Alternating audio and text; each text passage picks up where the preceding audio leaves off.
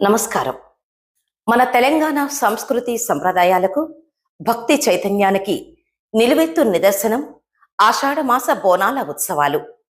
ప్రతి ఏటా ఈ పవిత్ర మాసంలో ఊరూరా వాడవాడలా ఆ జగన్మాతను కొలుస్తూ భక్తులు సమర్పించే నైవేద్యమే బోనం. అయితే అమ్మవారికి సమర్పించే ఈ బోనాలలో వేరువేరు రకాలు, అలాగే వాటి వెనుక ఎంతో పవిత్రమైన ఆధ్యాత్మిక అంతరార్థాలు దాగి ఉన్నాయన్న విషయం మీకు తెలుసా? ఈనాటి మన ప్రత్యేక వీడియోలో అమ్మవారికి సమర్పించే ఆ 5 రకాల బోనాలు ఏమిటి, వాటి విశిష్టత మరియు ప్రాముఖ్యత ఏమిటో వివరంగా తెలుసుకుందాము. మహాబోనం. బోనాలలో మొదటిది, అత్యంత ప్రధానమైనది మహాబోనం. కొత్త మట్టి కుండకు లేదా రాగి కుండకు పసుపు కుంకుమలు రాసి వేపాకులను కట్టి ఎంతో సుందరంగా అలంకరిస్తారు. శుచిగా స్నానం చేసి మడి వస్త్రాలతో అమ్మవారికి ఇష్టమైన పాలు, బెల్లం, కొత్త బియ్యంతో పరమాన్నాన్ని వండుతారు. దీనిపై వెలిగించిన దీపాన్ని ఉంచి మహిళలు అత్యంత భక్తి శ్రద్ధలతో తలపై మోస్తూ మంగళహారతులతో ఆలయానికి తీసుకువెళ్తారు. ఇది సాక్షాత్తు ఆ పరాశక్తికి సమర్పించే రాజభోగంగా భక్తులు భావిస్తారు. శాక బోనం.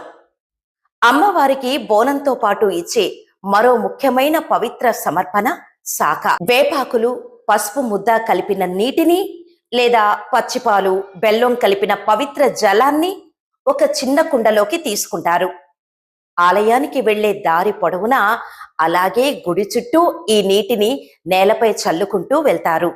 దీనిని సాకపోయడం అంటారు.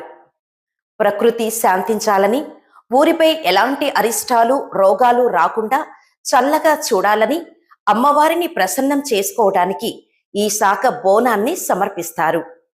తొట్టెల బోనం.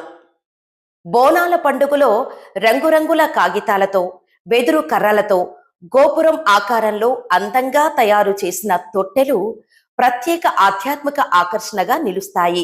ముఖ్యంగా సంతానం కలిగినా, ఇంట్లో వివాహాది శుభకార్యాలు జరిగినా, లేదా ఏదైనా మొక్కుబడి ఉన్నా ఆ కోరిక నెరవేరినందుకు కృతజ్ఞతగా భక్తులు ఈ తొట్టెలను ఊరేగింపుగా తెచ్చి అమ్మవారి ఆలయ ప్రాంగణంలో కడతారు. ఇది వంశాభివృద్ధిని, కుటుంబ సౌఖ్యాన్ని కోరుకునే తొట్టెల బోనం. పలహార బండి బోనం. పూర్వకాలంలో గ్రామానికి ఏ తెగుళ్ళు రాకుండా ఉండటానికి ఊరి పొలిమేర్లలో ఉంచే బోనమే పలహార బండి. ఎద్దుల బండ్లను లేదా వాహనాలను రంగురంగుల విద్యుత్ దీపాలతో, మాలలతో, తోరణాలతో ఒక పెద్ద రథంలా అలంకరిస్తారు. అందులో అమ్మవారికి ఇష్టమైన వివిధ రకాల పలహారాలను ఉంచి మేళ తాళాలతో, పోతురాజుల నృత్యాలతో ఊరేగిస్తూ ఆలయానికి తీసుకువస్తారు. ఇది ఊరి జనాన్ని, సమాజాన్ని చల్లగా చూడమని కోరే సామూహిక బోనం.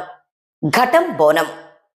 బోనాల ఉత్సవాలకు ముగింపు పలికేది, అత్యంత ఉద్వేగభరితమైనది ఘటం బోనం. ఒక రాగి కలశాన్ని అమ్మవారి రూపంగా అలంకరిస్తారు. అందులో పవిత్ర జలాన్ని ఉంచి పసుపు, కుంకుమ, వేప ఆకులతో పూజిస్తారు. ఈ ఘటాన్ని హరిహర పుత్రులు తలపై మోస్తూ వీధుల్లో ఊరేగిస్తారు. ఘటం ఊరేగింపు అంటే అమ్మవారు తన పుట్టింటికి వచ్చి అందరి పూజలు అందుకొని తిరిగి అత్తగారింటికి వెళ్తోందని భక్తుల నమ్మకం. ఈ ఘటం నిమజ్జనంతోనే బోనాల పండుగ భక్తి శ్రద్ధలతో ముగుస్తుంది. ఈ విధంగా ఆషాఢ మాసంలో సమర్పించే ప్రతి బోనం వెనుక ప్రకృతిని ప్రేమించే, సమాజ శ్రేయస్సును కోరే ఒక అద్భుతమైన సంప్రదాయం దాగి ఉంది.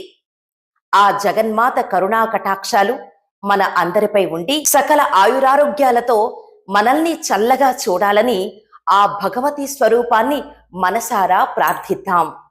5 రకాల బోనాల విశిష్టతను తెలిపే ఈ ప్రత్యేక ఆధ్యాత్మిక వీడియో మీకు నచ్చినట్లయితే ఇప్పుడే మన ఛానల్ని లైక్ చేయండి, మరికొంతమంది భక్తులకు షేర్ చేయండి. మరిన్ని ఇలాంటి పవిత్రమైన పండుగల గురించి, ఆలయాల చరిత్రల గురించి, విశేషాల కోసం మన ఛానల్ని సబ్స్క్రైబ్ చేసుకోవటం మర్చిపోకండి. ఓం శక్తి, పరాశక్తి, జై మాతా.